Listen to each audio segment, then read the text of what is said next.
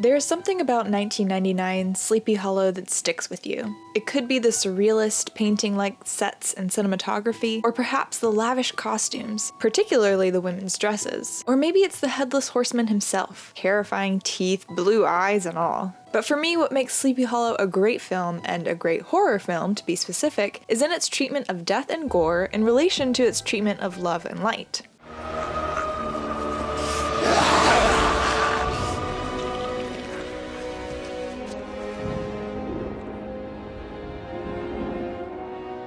When I'm watching a classic horror film, I'm one of those sickos who finds slashers and gore funny, and can never get pulled in enough for a jump scare to work, and see horror as a kind of comedy genre.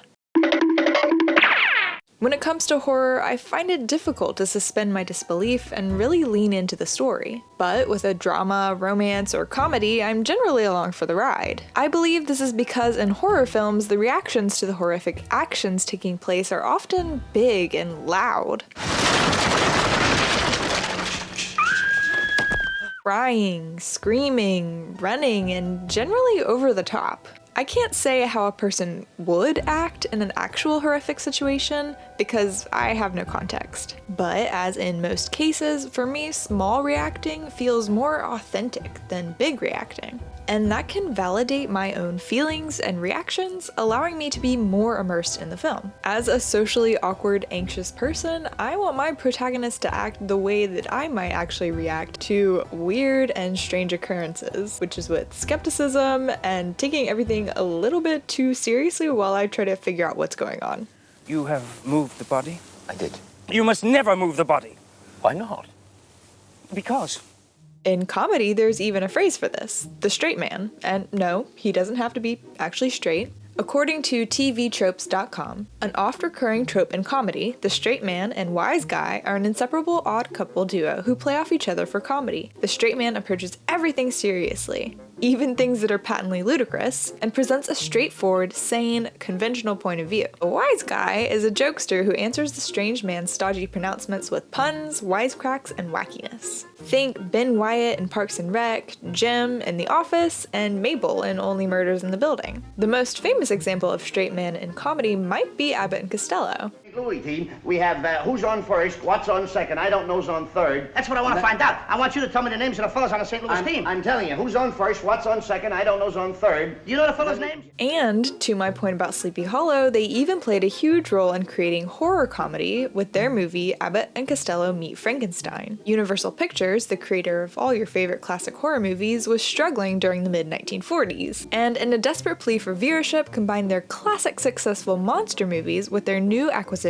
the comedy duo. To possibly everyone's surprise, it actually worked. People loved it. And a huge factor in its success was through the straight man. According to MovieWeb.com, the monsters were as serious and menacing as they always were. They didn't make jokes, they didn't perform pratfalls, and they were there to scare. Abbott and Costello, on the other hand, were there to make the audience laugh, having no dramatic or scary moments. Barricade it! He can't get in!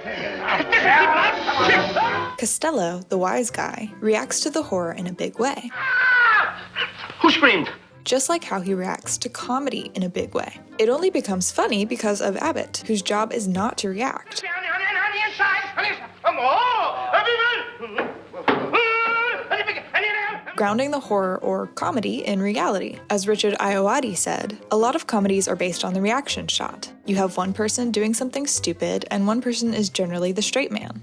And the laughs generally come on the reaction of the straight man to the funny things the other person has done. Similarly, that is why Sleepy Hollow as a quote-unquote horror film works so well for me. The main characters consistently respond to gore, terror, and things they should be frightened of with small reactions that seem to say, well, that's strange. Yes, there are some exceptions like Ichabod fainting and cowering in his bed, but my brain conveniently forgets that scene every time, so in my director's cut it would not be there. For an example, take the scene where Ichabod is being chased down by the Headless Horseman for the first time. He hears the clip-clop of the horse and yells, Who's there?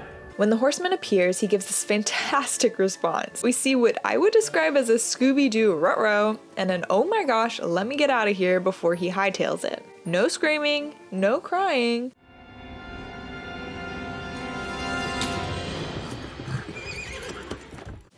But wait, it gets better. They proceed to chase each other through the woods on horseback until at some point Ichabod decides to stop, turn around, and stand his ground. The only possible reason for this is his firm conviction at this point in the film that this horseman isn't real, which is his opinion as a man of science.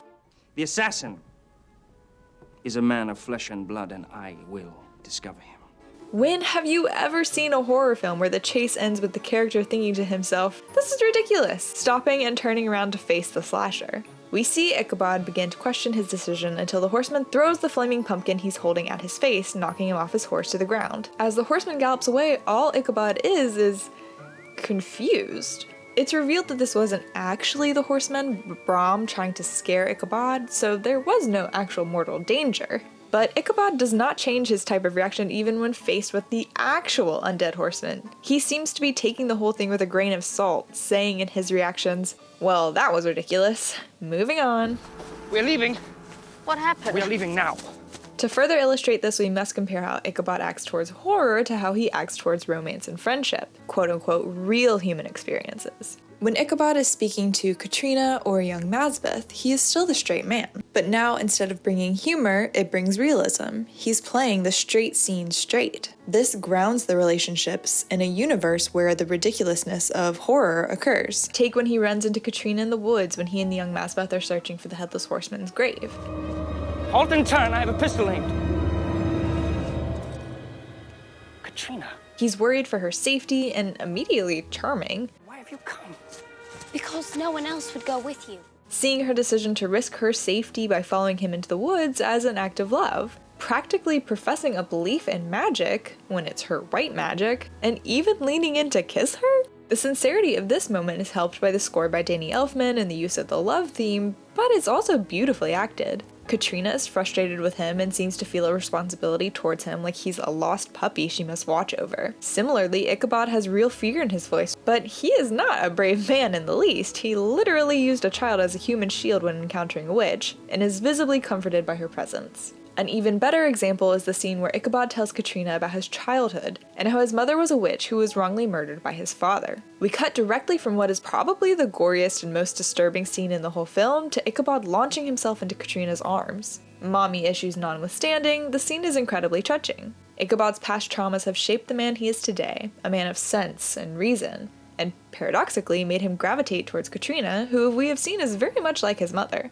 A big part of the reason this scene works so well is because of its juxtaposition to the ridiculous gore in the scene before. We can imagine that, hopefully, good God, the memory is exaggerated from the mind of young Ichabod. The visual of his father turning into the Headless Horseman seemed to indicate we are in a dream world version of reality, but even with this horror, a young boy seeing his mother in a torture device, his only response is to jump back in fear and spike his hands on another torture device. Where are all these torture devices coming from? He doesn't scream or cry, no heightened emotions, just silent fear and disbelief.